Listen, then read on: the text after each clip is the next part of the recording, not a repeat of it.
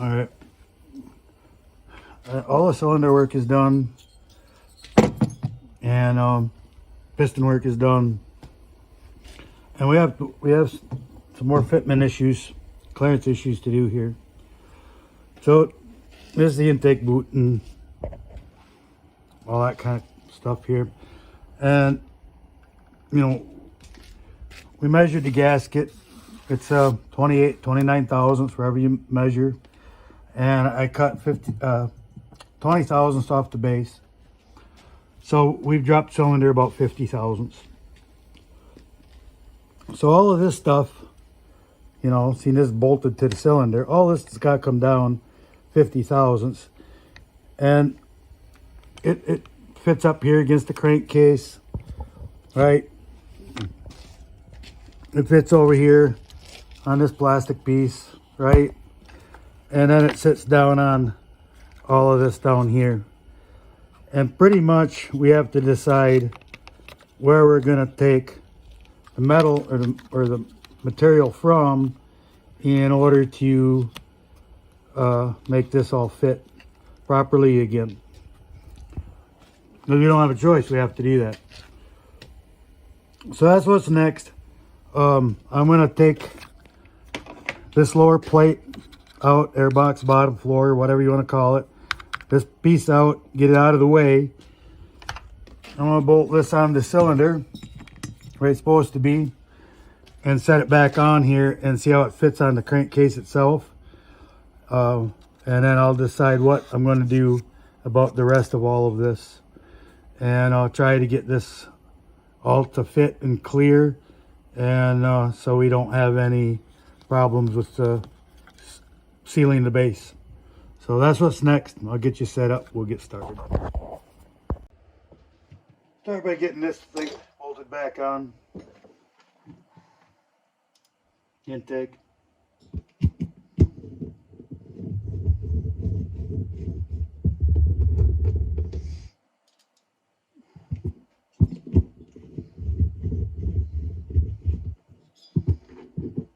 This all has to come apart again for me to clean everything up and all of that. So I'm not going to crank these down tight. I'm going to make a couple of them snug. I'm putting all the screws in there, but they just need to be snug. So it's where it belongs, right? Alright. You guys up here so you can see the saw.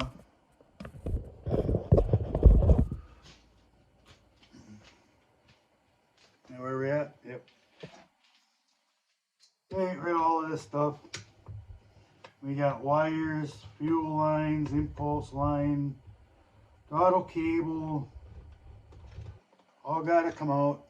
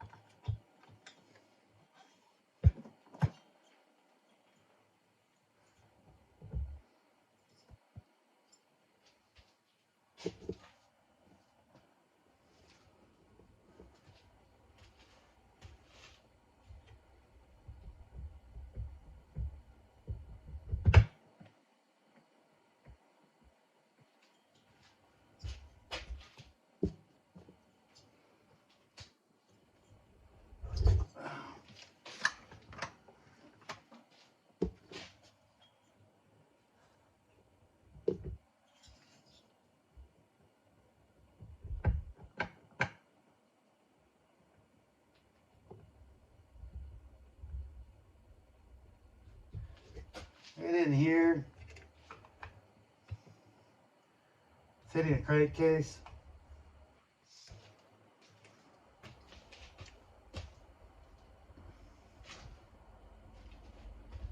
So I have to go back and do some more work on the crankcase.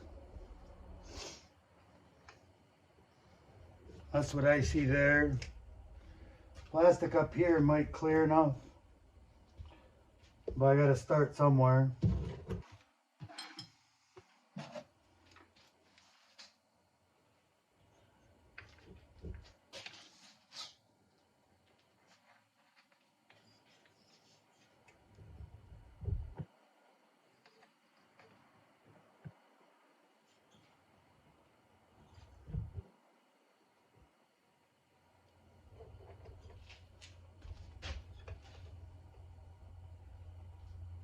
That might clear. It's going to be close there.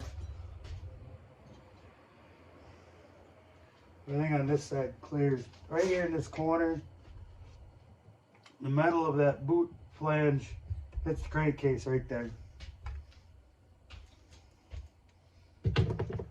So that's where I got to start. I can see that the cylinder's not all the way down. So I got to take quite a bit right out of that corner right there. It's this part of the metal of this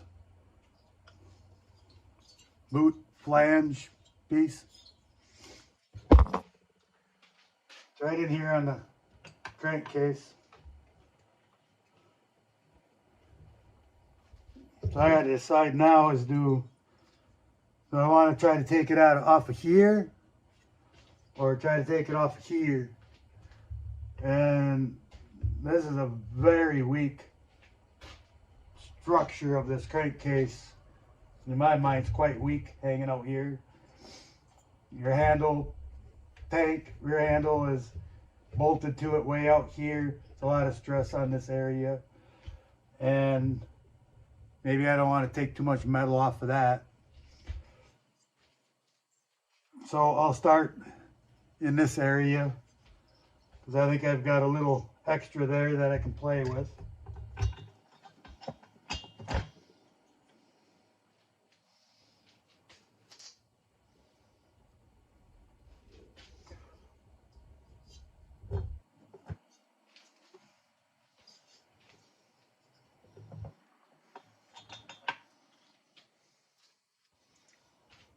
Oh, that's where I'll start. So I got clearance there.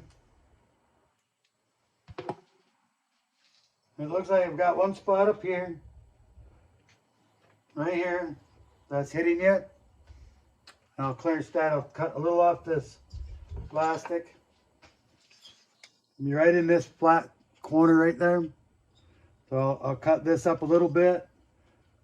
Hopefully I don't have to cut all the way through, otherwise I'll just remove this whole piece, kind of. But I'm just going to try to thin that up a little bit if I get enough clearance there.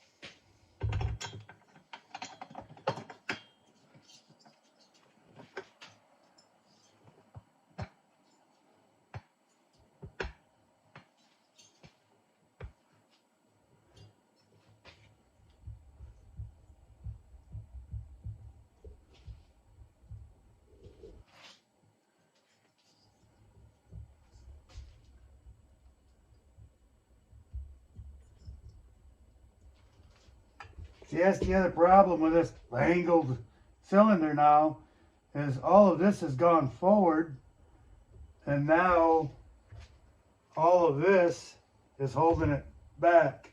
So it's holding this all back to go down where it needs to go down. That moves back. and none of this fits any of this anymore properly. And I need to get rid of part of this here off of that because it's being pushed back.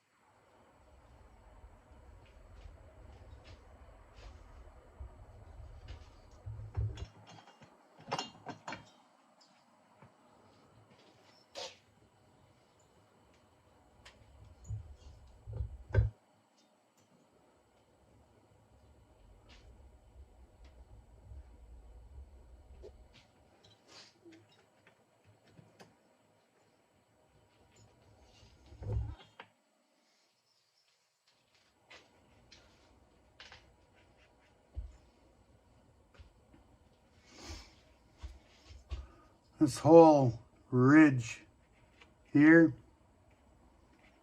the whole thing goes up to the crankcase. And see, like I said, the cylinders moved forward because of that angle. Now this is all interfering.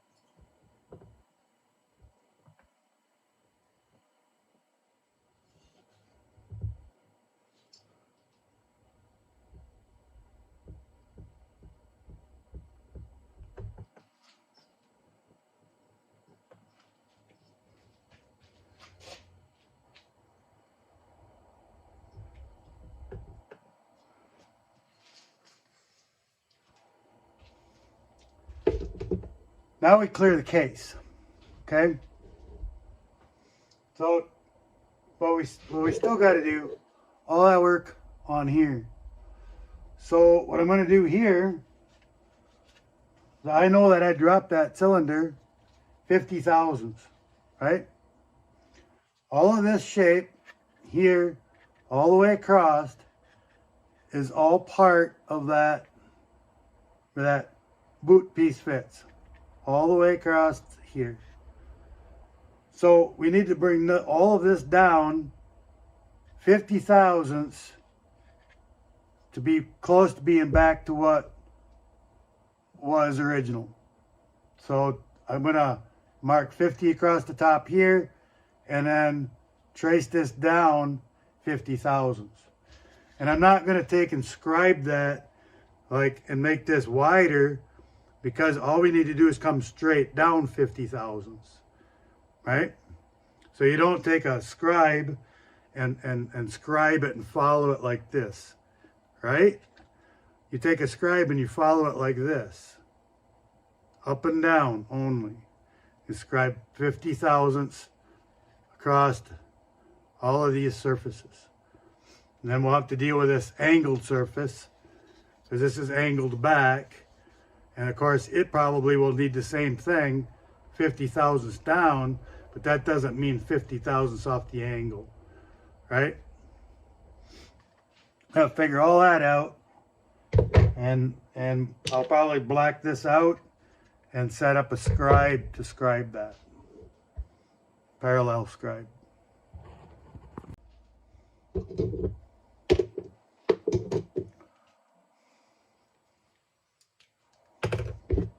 I'll black this out so I can see what I'm doing better anyway.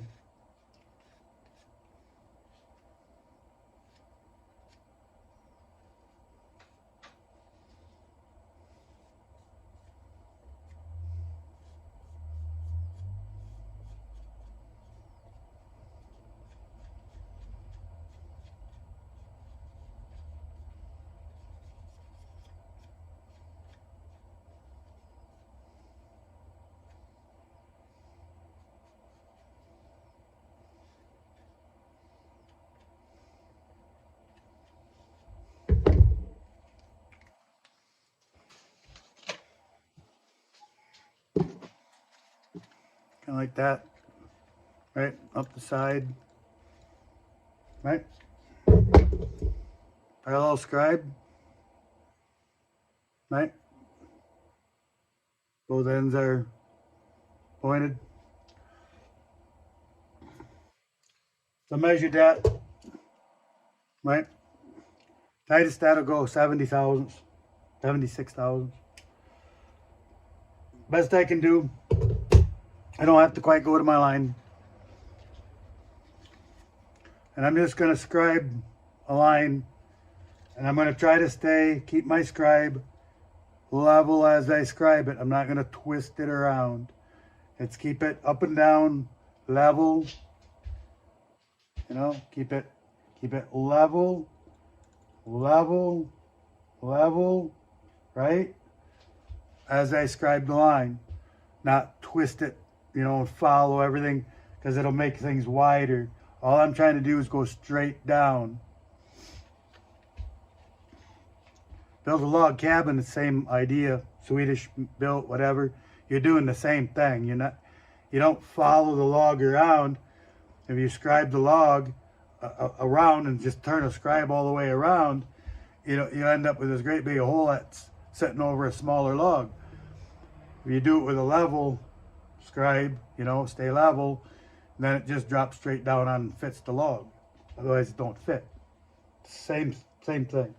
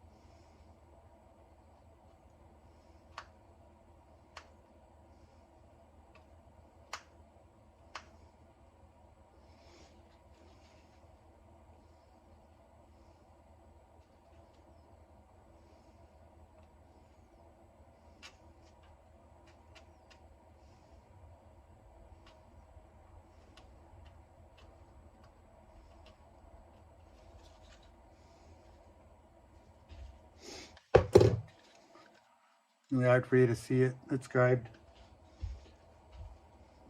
So I'm gonna trim that out, set it back in there. Probably have to bolt it in. I'm gonna try to tuck the hoses all that stuff out of the way, so I don't have to put it all back in, but just tuck it off to the side so it's out of the way. Bolt it back in there, and then you know, see how if we have adequate clearance.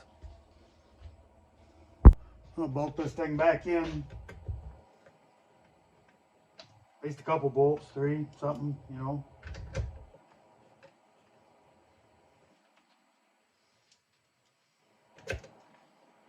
Knocked all the hoses out the side.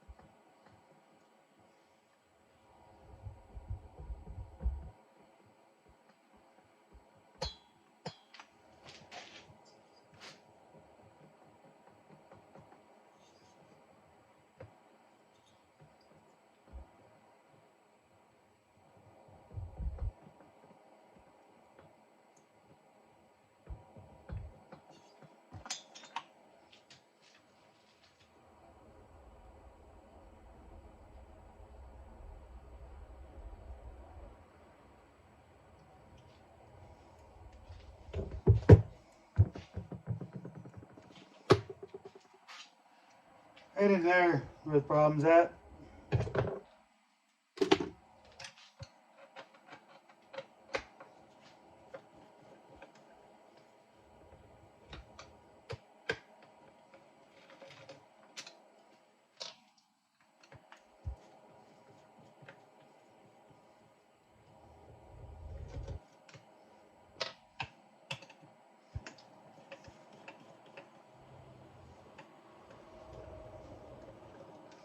You kind of tell by rocking it, you know.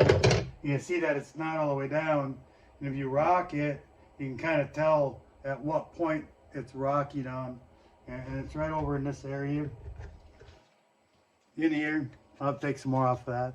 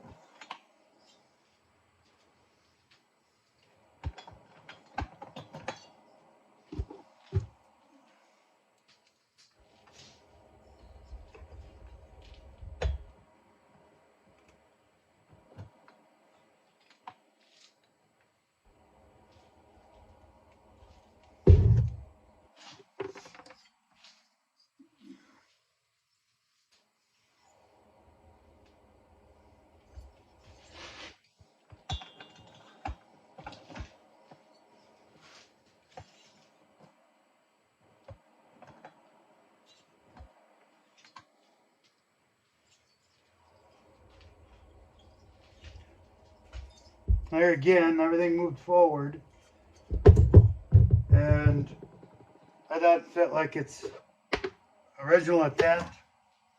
I'll have to take a bit more off of that than that 50 thousandths. It has a lip on it. You know, this whole thing is like a lip. And now that it's moved forward, it's pulling that lip into that plastic. And I may have to take that whole lip off of this piece to get it to go forward. I'll try to do it this way first. But that may be what I got to do.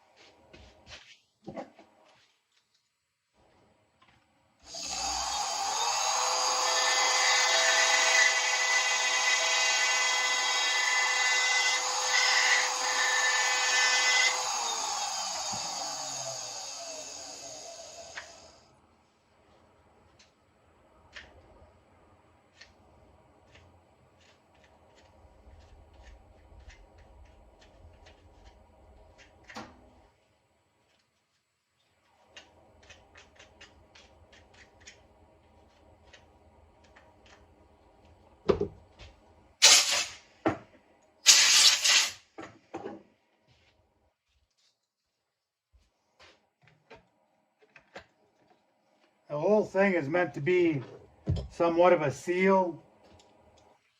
Now it's air injected. You know, they don't want all that air to leak out. And they don't want all the heat coming in. So that's kind of what it's supposed to do.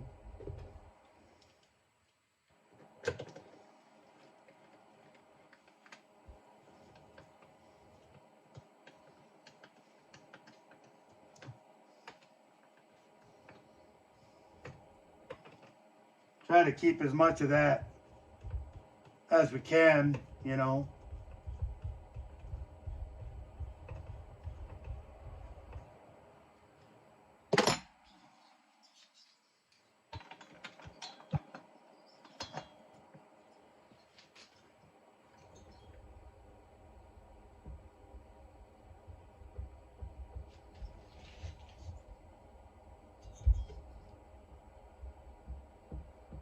You rock the cylinder back and forth, you know, right at the back of the base of the cylinder, and you can see that that's where it's rocking.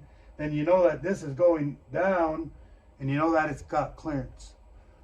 If you can't see it rock, or if it rocks somewhere other than right at the base, then you have clearance issues. You go side to side and kittywampus, whatever you want. It works the same all the way around the cylinder, wherever you're working for clearance.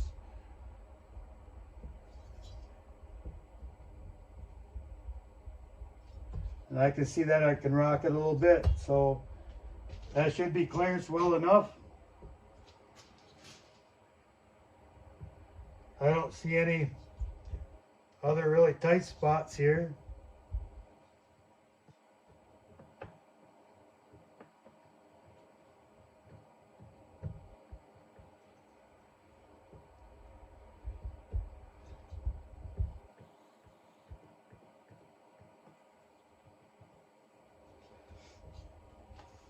So I think we'll go with that. All right. At this point, we can start thinking about putting this thing back together. Now I got to get all the hoses and wires and cables and all that stuff back in place. The ring on it, get cylinder cleaned up.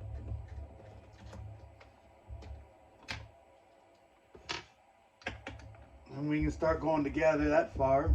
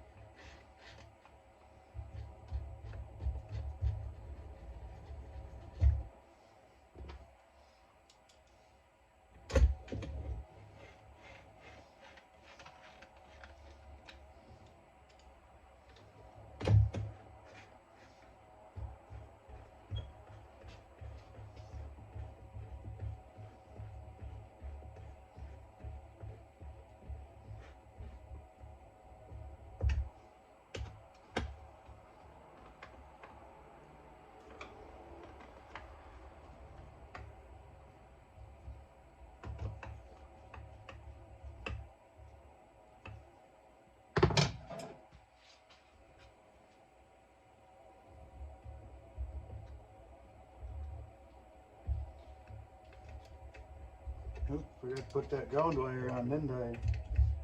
Yep.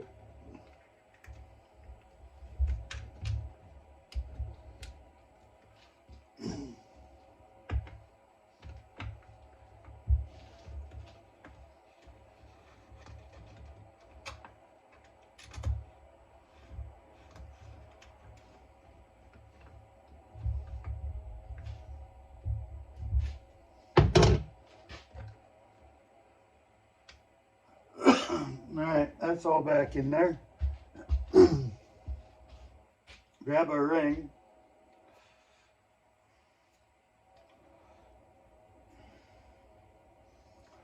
Don't forget to put the top ring on the top and bottom ring on the bottom. Even if there's only one ring, you got to remember that. That's the rules.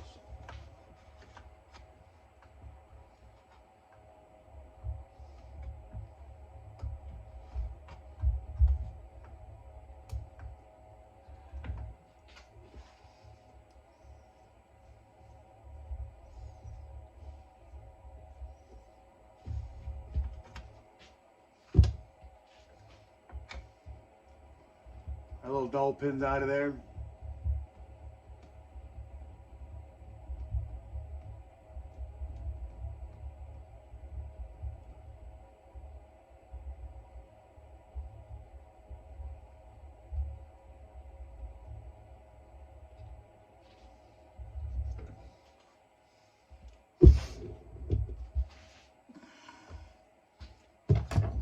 I take this back up so I can wash the cylinder up. I know you guys can't see all of this, but not much to see.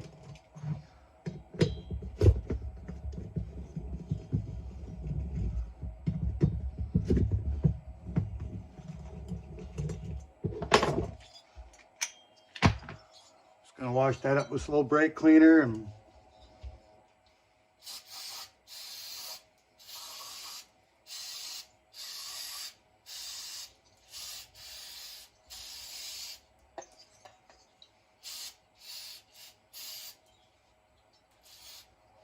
sure we don't have anything stuck in there. Don't want to leave anything behind.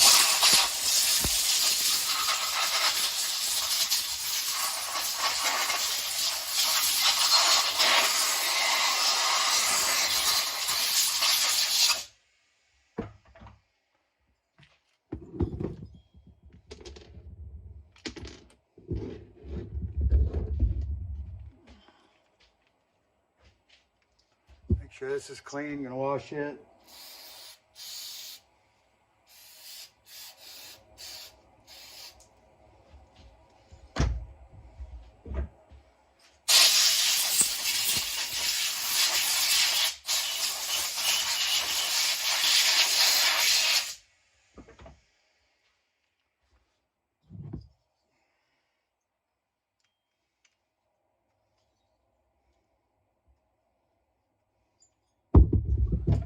Put back on. Final time.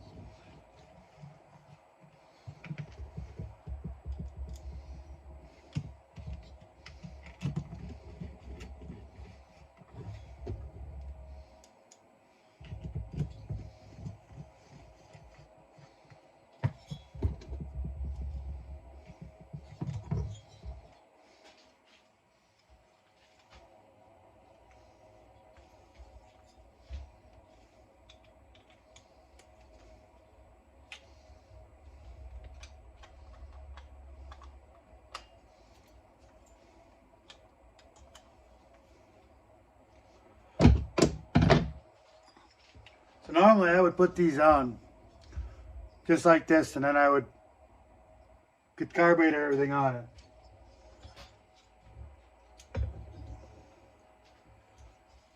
It's kind of difficult to line everything up. So I got a little work to do on the carburetor. Get that cleaned up, ready. But I think I'm going to try, never tried it before, one of them kind of things. But I think I'm going to try to put the carburetor and air filter or what do you want to call it, air horn or whatever, all on the cylinder before I put it on the saw. And see how hard it is to line all of this stuff up, get it all hooked up in that manner. I think it's doable, and I think it in the long run will be a little bit easier. All of this, put all of this on and put it all in one shot. And I think it'll be easier in the long run. One thing that I've seen with these 5 Series saws, and I've seen it brand new out of the box from the factory, that these little boots, you know, the boot and the rubber here, will be folded over and out of place from when they shoved the carburetor on there, and they didn't get these in place. And I have pictures out there of those boots all folded up, and once they've been folded and left sit that way for a while, they're pretty well permanently going to stay that shape. I don't know what happened to the one that I had, but it was brand new. It laid around here for 3 months and it was still folded. So, I don't know, maybe if you boiled it in water or something, it would come back. But it's just another thing that I don't like about Huskies. You know, it is so difficult to get that carburetor in place with the cylinder on and try to get it to slide down in there and fit into these ports, these boots, you know, this boot, all this stuff, that I think I'm going to try to do it right here. It'd be a lot easier for me to do. So we're going to switch gears and we're going to go work on the carburetor. Mainly what I do on the carburetors is thinning shafts. You can thin the shaft on one side. So, you know, the diameter of the shaft is the same on this, on a 261, I don't know, a little 250 steel, top handle 201, or 880. The diameter of the carburetor, you know, the amount of air that's going to go through that carburetor, the bigger the hole, the bigger the carburetor, the less intrusive that shaft is. But on these small ones, you gain a lot of extra space by thinning the shafts. Smaller the carburetor, the more of an advantage it is to thin the shafts. So it's just trying to get more volume through it. And it also looked like, you know, when they cast this carburetor, it's cast in, you know, 2 halves of the mold go together and they cast it, and there's a casting line, and a casting line is always in the center of the venturi, and they don't clean that up, and there's always some casting flaw in the venturi, and I clean that up as best I can without taking the shafts and everything out of there to get in there better.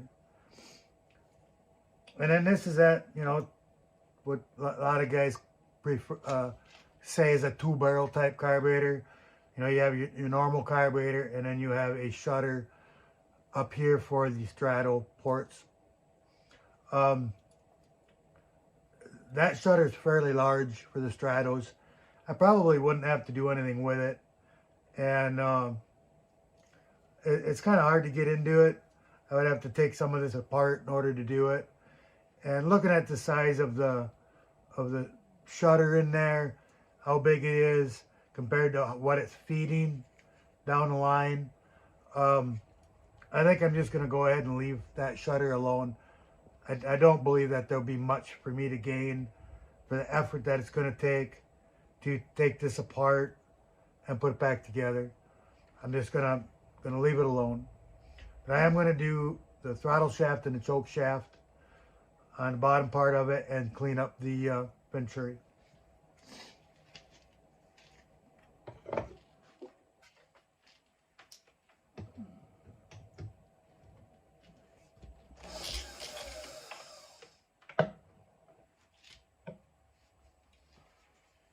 And I left this attached just because I don't want to deal with hooking the wires back up. It probably is no big deal.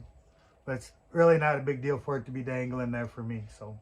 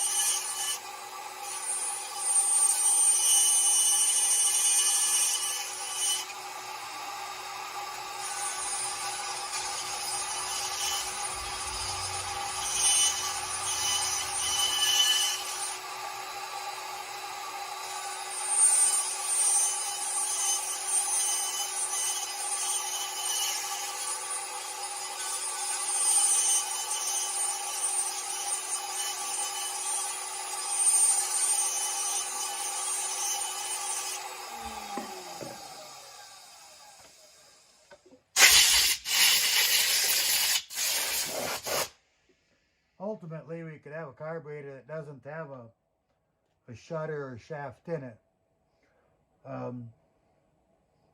Things that come to mind is later snowmobiles, dirt bikes, ATVs, Kian carburetor, Mikuni carburetor has a flat slide in it that slides up and down, and the carburetor is wide open, no shafts, butterflies, nothing in the way. It's not very practical on a chainsaw or something this small. But performance-wise, it's, you know, really not necessary on a chainsaw for the majority what a chainsaw gets used for.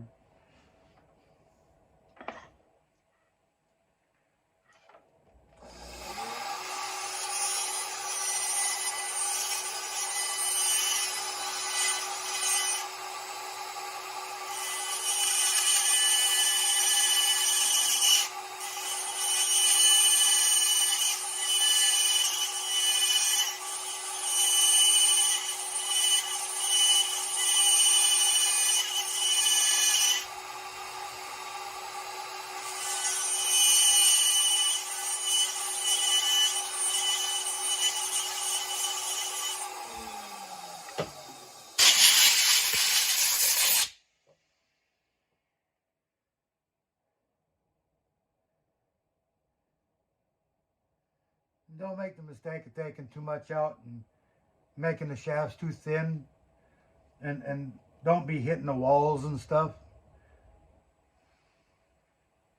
Choke side's not as important. You know, if you grind on the side of the wall on the throttle shutter side, and you create a notch in there, and the shutter can't close that notch off, then that's going to cause a high idle issue because it's feeding air through there. You don't want to do that.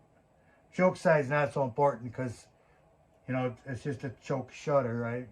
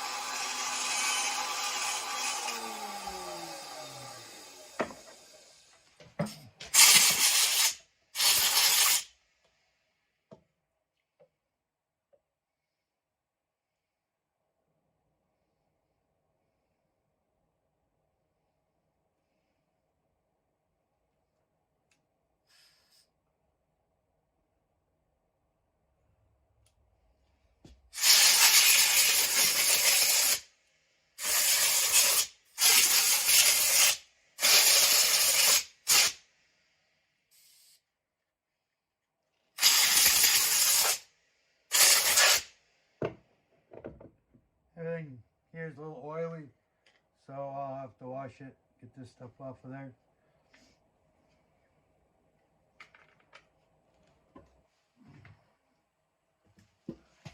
Let's clean that up and work on putting the saw together. We talked about these screws, cylinder base screws with these little, whatever you want to call them, collars. We talked about the length of screw having more stretch and more holding power.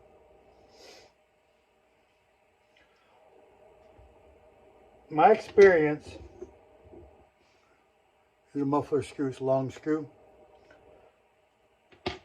My experience with this is that that may be true, scientifically true.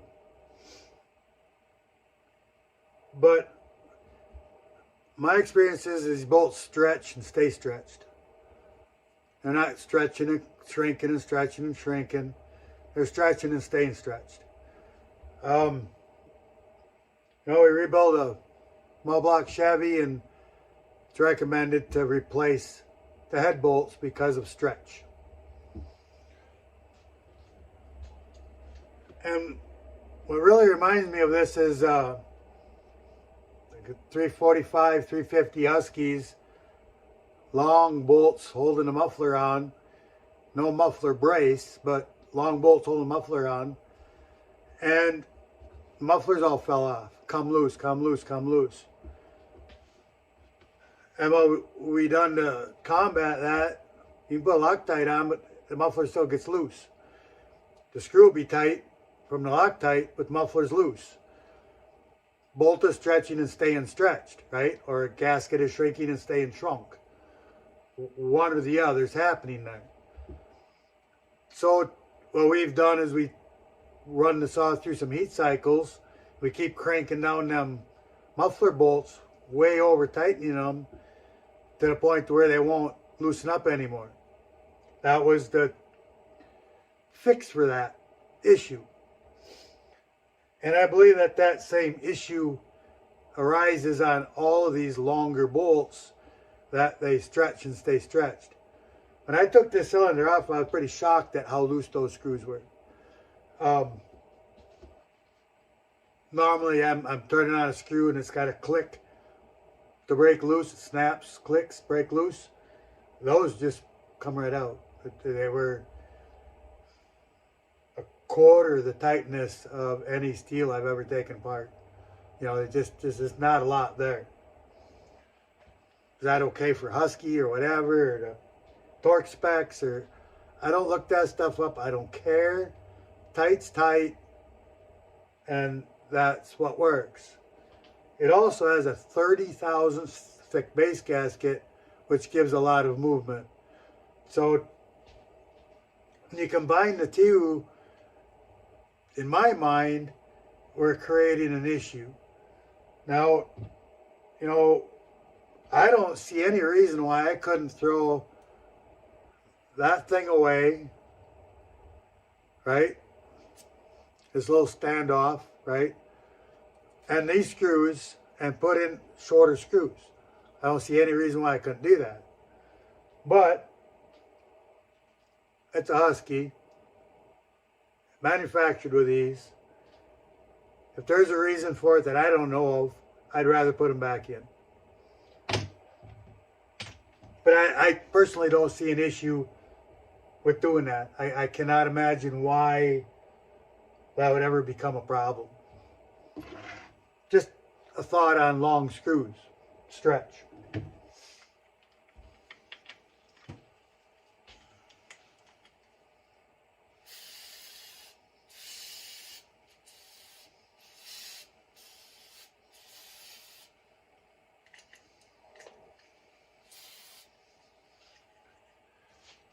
Everything here is kind of oily from spit back and whatever over time.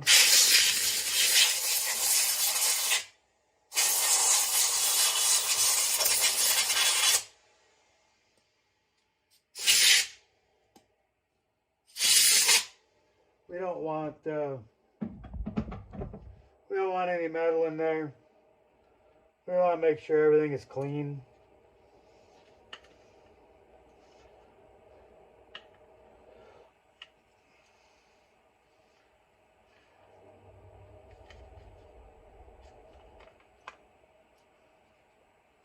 I gotta figure out how to put this whole thing back together. Make sure that the switch thing here is where it's supposed to be. Works the way it's supposed to work.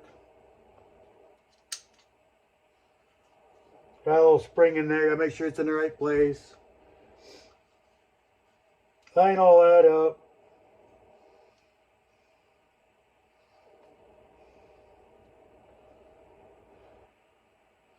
Try to decide what's supposed to go where. Put screws in.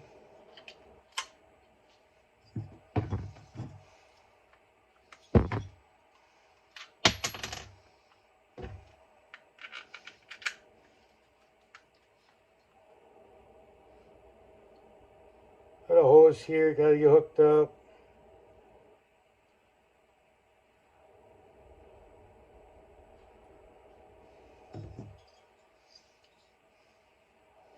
All supposed to just kind of fall into place, you know. Supposed to.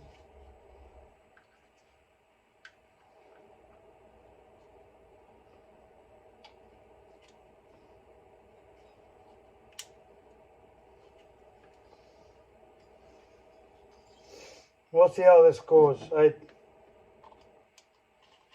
said I've never done one this way, but I'm willing to try something new.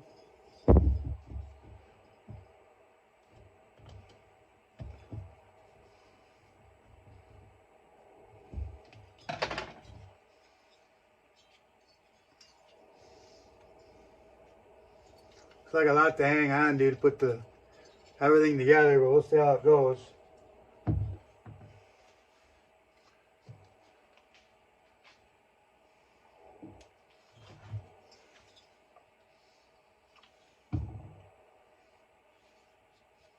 Put them together dry. Don't ever put any oil on them, you know.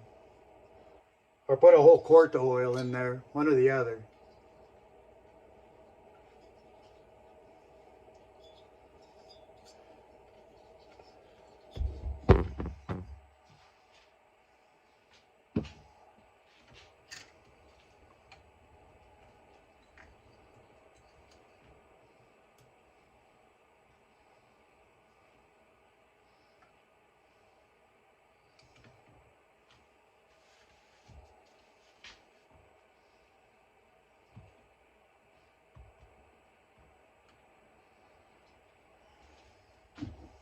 A little bit on the bearing, can't see it. All you can do is hope a little gets in there. Lower rod bearing, get a little oil on it. I put a little oil on the wrist pin bearing when I put that together.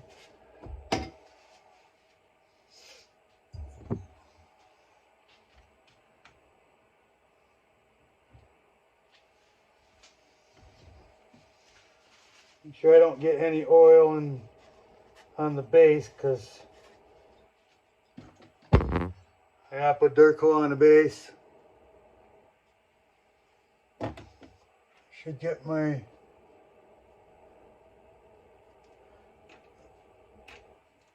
ring compressor ready.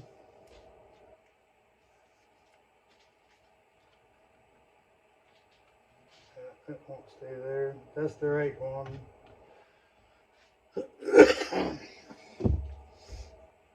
So as with a flange on them like this, I can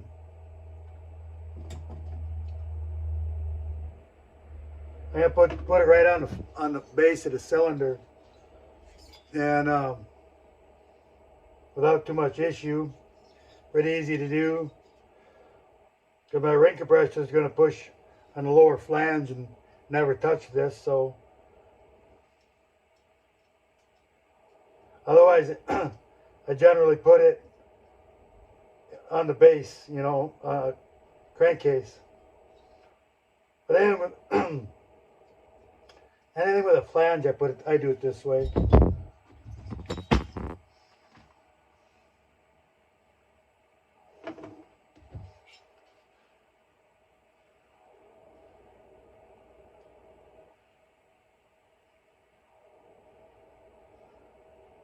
Everything about this base is thin and narrow.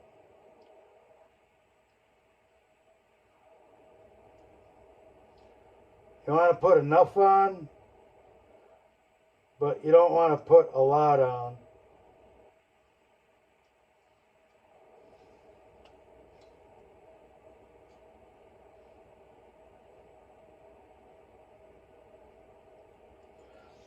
Again, if everything is done right, you know, I gotta assume that that base was machined flat.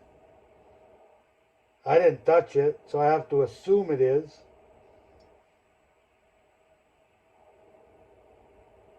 I know that my cylinder base is flat because I machined it flat.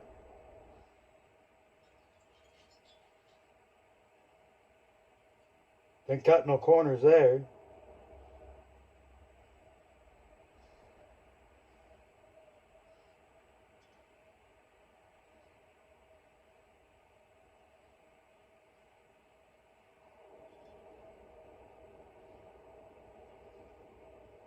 You know, I didn't do something silly like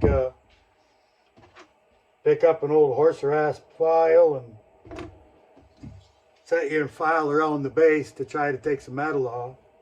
You know, it's a machine surface.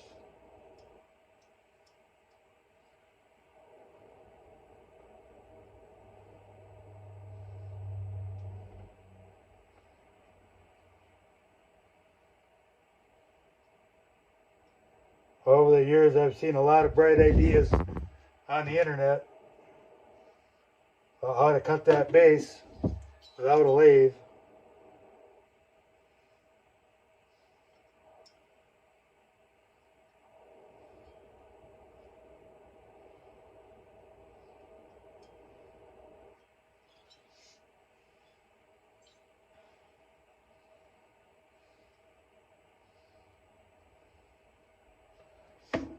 There was a guy years ago that made a little frame out of wood,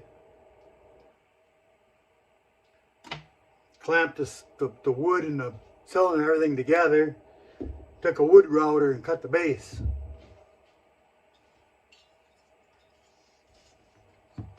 No idea at all about whether it was flat or square or true.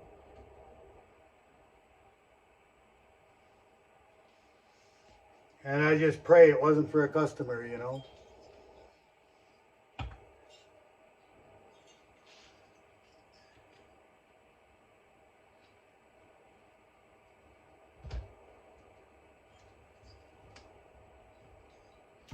Yep, that's a lot to hang on to all at one time. There it goes.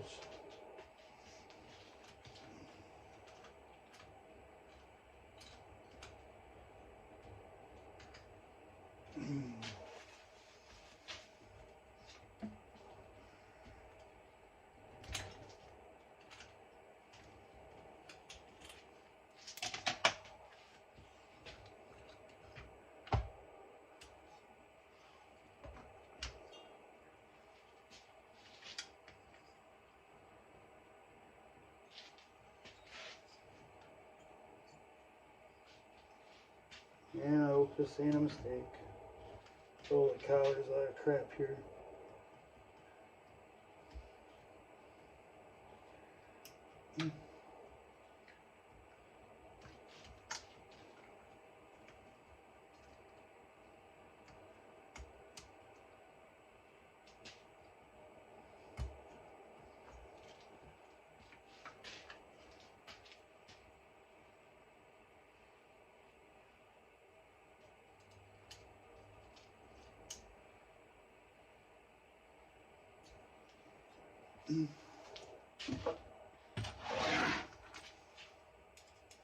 Not too bad, not too bad.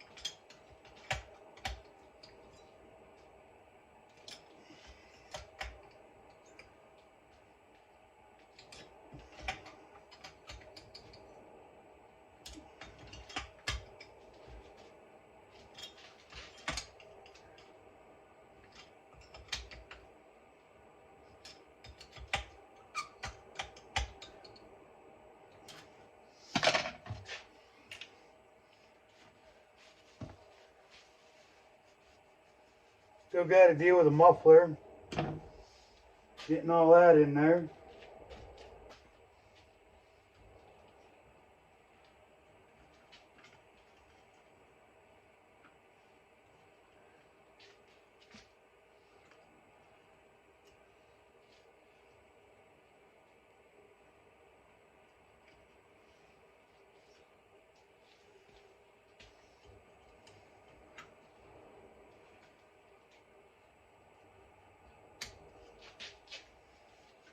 Throttle linkage hooked up, your fuel line,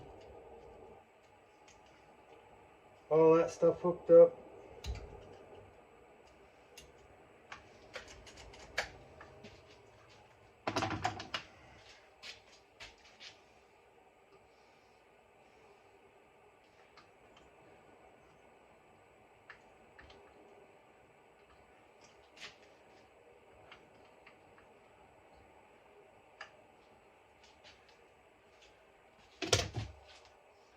These grommets in place.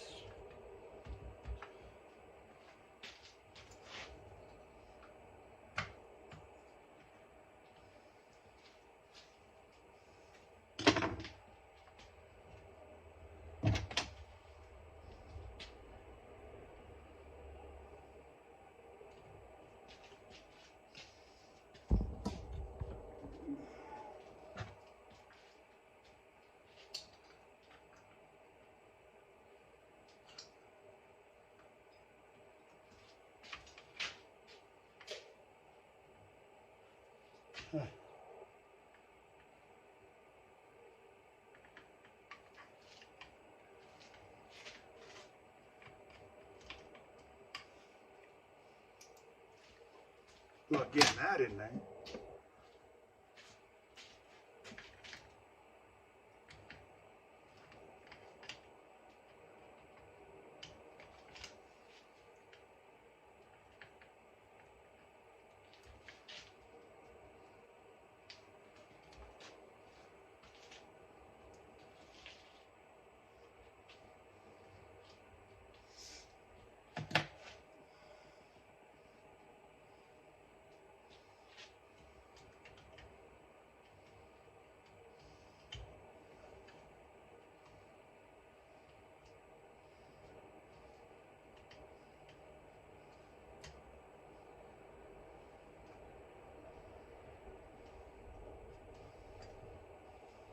Really?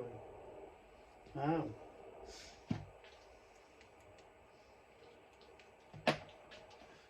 That certainly could have been thought out a bit more than what it was from the factory.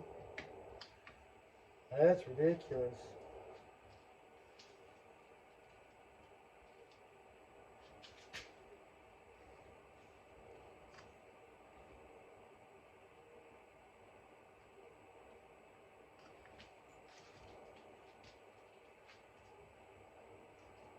Nothing like burying that nipple down there. Holy cow.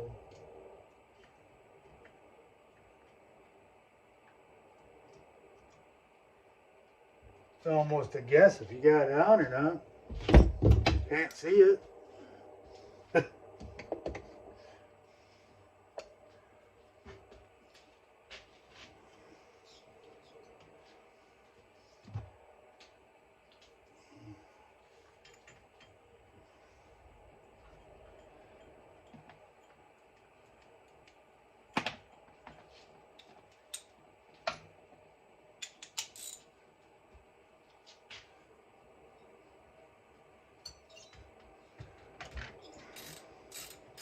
A lot of guys out there blaming decomps for failures, and I've never seen an OEM decomp come apart. I've seen plenty of aftermarket decomps come apart, but never an OEM. And 99% of them will leak a little bit, and it's a very slow, tiny, small amount that they leak. No different than the valves in your car. In the cylinder head, those valves leak a little tiny bit. They all do. It's metal to metal seal. There's no such thing as absolute perfect metal to metal, right? So that tiny leak is constant and will never ever be an issue, and it won't cause your engine to fail. You know, even a spark plug a lot of times leaks a tiny amount.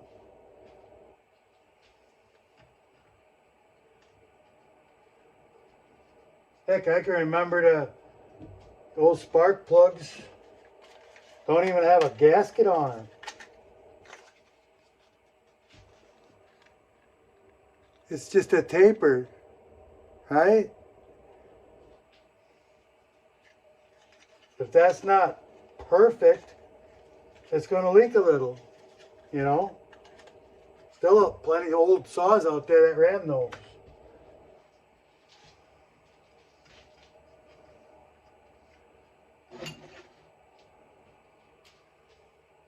I'm going to be taking the flywheel off, so there's no sense in tightening that. I got to do ignition timing yet.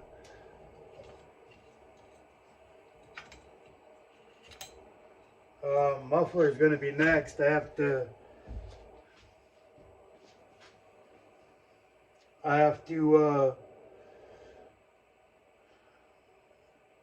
match the muffler to the,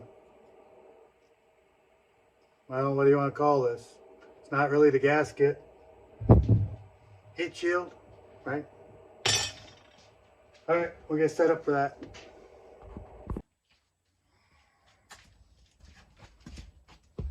Hopefully we were loud enough that I don't get nailed with the music, huh?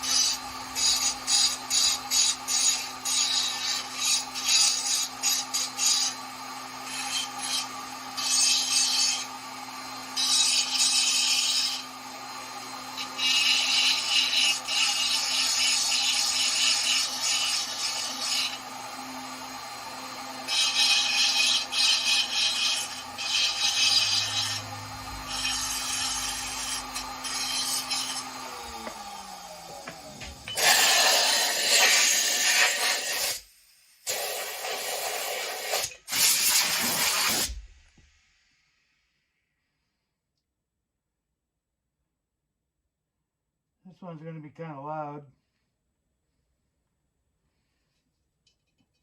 Because if it wasn't for that screen and deflector, and I could stick my finger right down through the hole. You know, it's straight shot, but it's a hell of a lot freer flowing than having all that baffle in there. There's still a lot of baffle in there down below, but it's not anywhere in the way.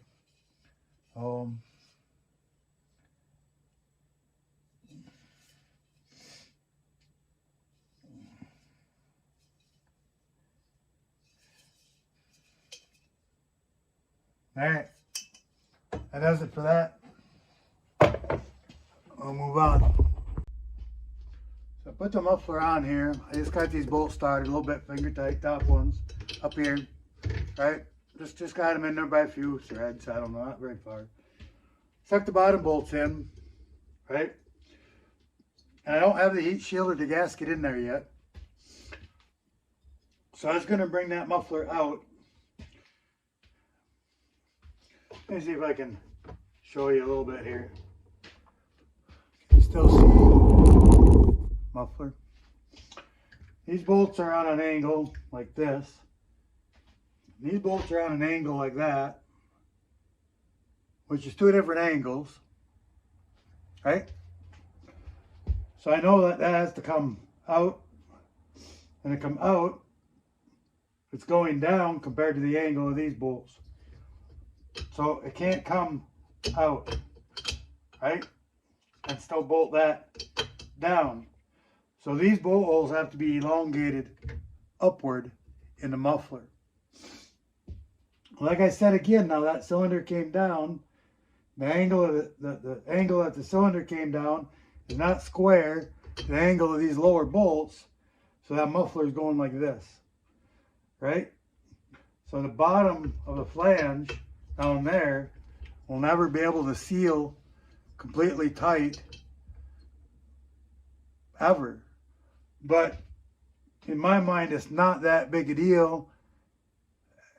Sooner or later, that little gap will fill up with carbon and take care of itself over time. But it's just one of them things with these, and I believe all 5 Series Huskies have this issue with when you lower the cylinder with making that muffler fit correctly.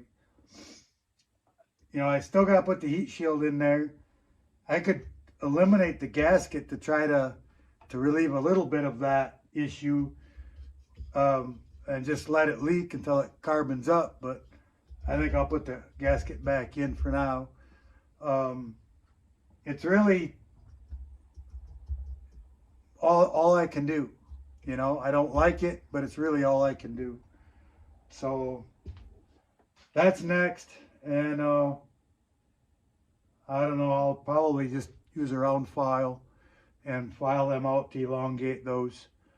And keep playing with it till I can get it all fitted in there. Best you can do. Just takes time, like everything else with these things. Takes time.